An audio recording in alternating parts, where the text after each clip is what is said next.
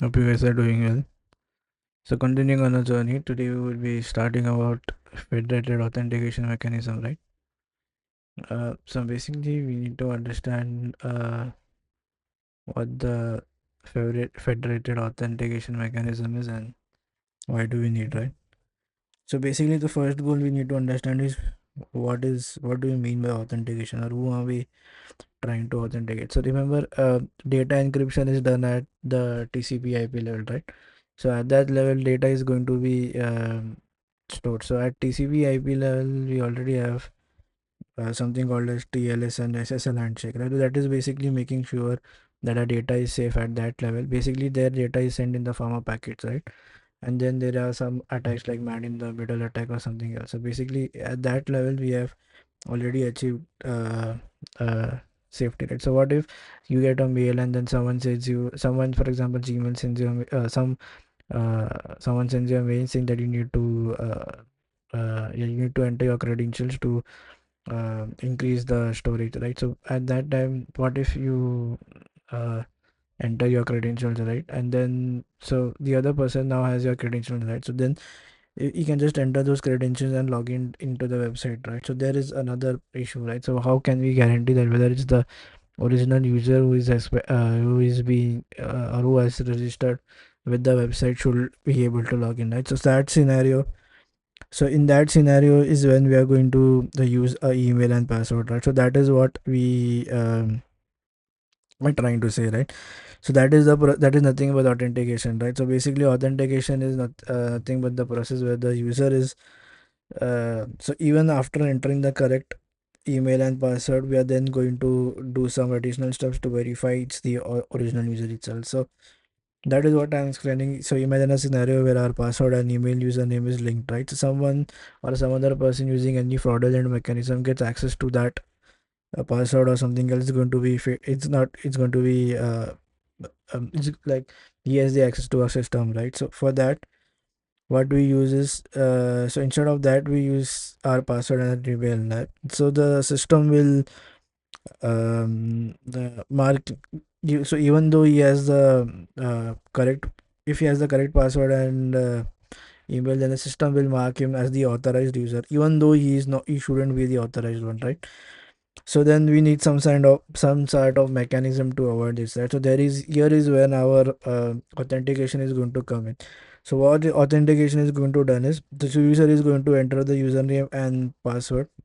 So traditional systems, how it happens is then you go to the database and then you do some sort of authentication, right? For example, either you should do in a two-step, you do a multi-factor, you do a code, or you give some sort of authentication, right?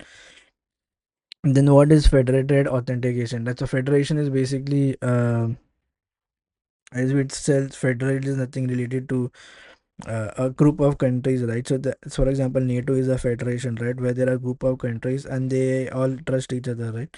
So if someone attacks the NATO country, then all the NATO countries will go and attack him, right? So that is nothing but a federation. Federation is basically joining a group where we are saying, okay, I'm giving you I'm trusting you for the authorization and authentication.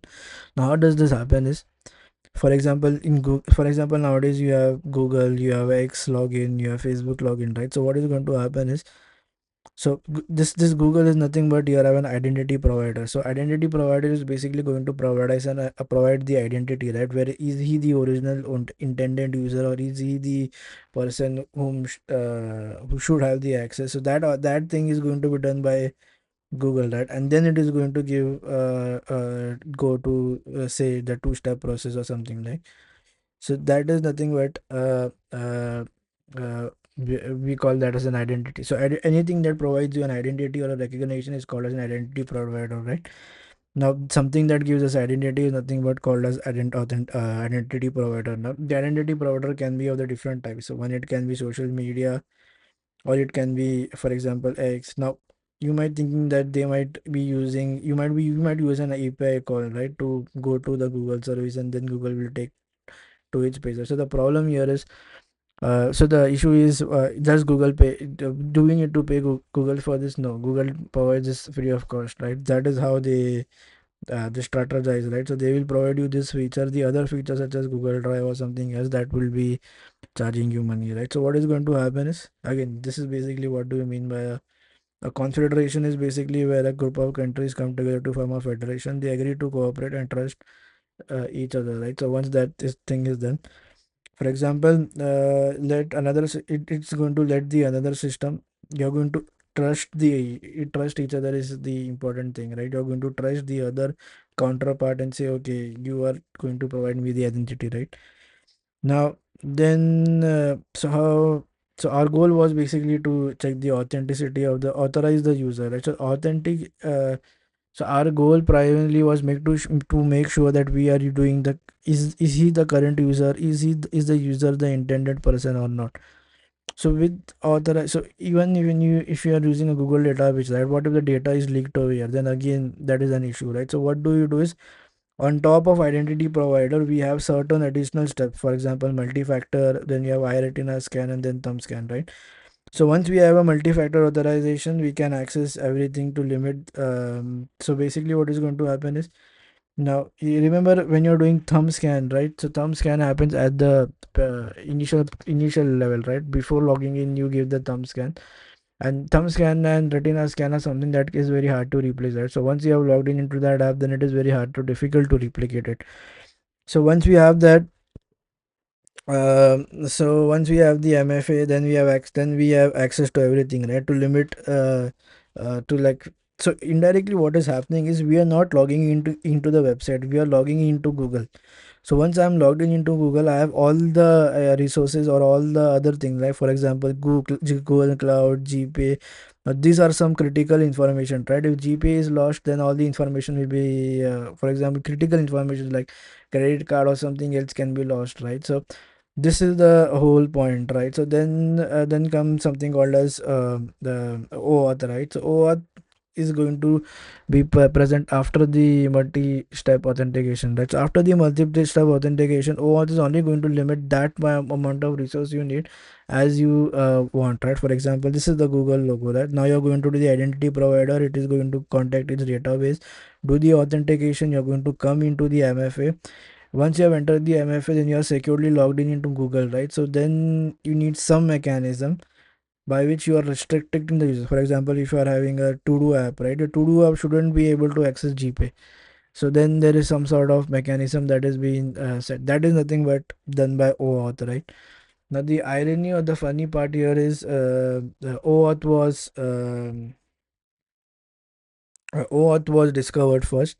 So yeah, and then came other OIDC mechanisms, right? So now, for example, you have an health app, right? Now, if you're using iOS, you're going to go to HealthKit, right?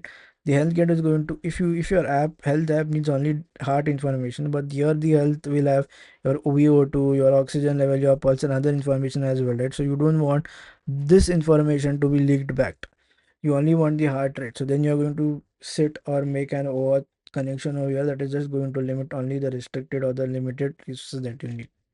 Then comes what is single. Now this is at an enterprise level, right? For example, you are an enterprise now, and yeah, you need other. You will be having access to multiple tools, right? So it doesn't make sense to for you to every time do the MFA, do the identity provider for each of these applications, right? Instead, you have something called as a single sign-on, right? So what you do is, using one single sign-on itself, you are going to access all the information. This is done at an enterprise level. It's very like this is not commonly used at a user level, but at the enterprise level, where, for example, you are working in a company, then a single sign-on is done.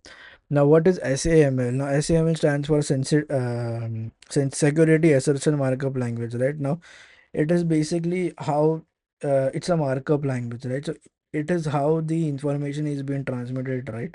Under the hood, the single sign-on is going to use SAML, and that is how the information is going to be sent. So this is nothing but how the information transfer is going to take place. Now under the hood, it is the SAML that is going to work, and then the SSO, right, basically is going to be enabled. Then you have JWT tokens, right? These are again under the hood mechanisms, right? So then OIDC is basically open. This was built on top of OAuth, right? OAuth was declared or found first. OpenID connect, right? So on top of OAuth, you have now additional functionality such as checking for MFA, two-step, and other. Remember, thumb and retina are the most. It is very hard to replicate if it's a thumb scan or if it's a retina scan, because uh, only in older people at times thumb scan can become an issue because the skin wears off. But in it's almost negligible that if you have given a thumb scan and then it's still asking you, and still it's not you're not able to log in. So again, as I said, irony is OAuth came first because of necessity, because of the applications providing because the APIs were being used, right? But at them the number of users was less, so there was not an issue. There was not so much as people access to the internet. But then now the access to the internet is wide. You have many people working, many people trying to access, and the social media gives a lot about reveals a lot of information about you, right? What you do, what you are stay, and so on and so forth. So yeah, that's all about what federated authentication mechanism. It's basically it's trying to authorize. Now it's trying to authenticate whether you are the original user or not. Once it's authenticated, then it's going to authorize you to only certain resources of that application. So that is how authentication and authorization are going to work together. So I guess, yeah, that is all for this session. I hope you guys liked it, and I will see you guys in another one. Till that time, take care. Bye bye.